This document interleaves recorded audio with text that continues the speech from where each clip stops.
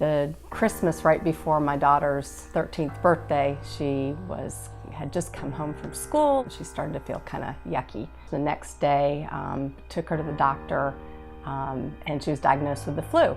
She continued to get worse. She was throwing up blood. I called the doctor and they said, take her to Chippenham because they've got the pediatric ER. When they saw her, they pulled her immediately into the PICU. She was diagnosed with a very aggressive form of pneumonia. By the next morning, it was completely in both lungs. I mean, they were both just black.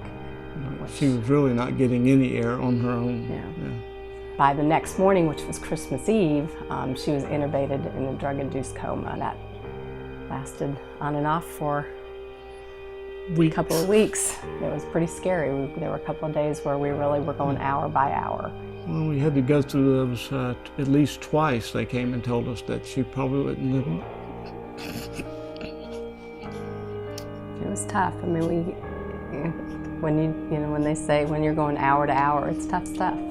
To see your child hooked up to pumps and machines and chest tubes and it's just not something you're ever supposed to go through, I think, as a parent. There was one day in particular where she had come out of the coma. They had let her come back out of it. What they were doing wasn't working, so they told us to spend as much time as we could with her because they were going to put her back under. You think when you go through something like that you would have this terrible memory of it. It was a very family feel. The nurses were fabulous right off the bat. I mean, the ER folks were great. The doctors, Dr. Allen and Dr. Batista, were just wonderful. They kept us very informed throughout the whole process. They were not off doing their own thing and then, telling us later. They were including us in the decisions, which was really important when you're seeing your child, so vulnerable there. I remember her squeezing my hand, and that was when we first realized that she was coming out of it and it was going to be okay. When I go by it now, I don't have a bad feeling about it. I have a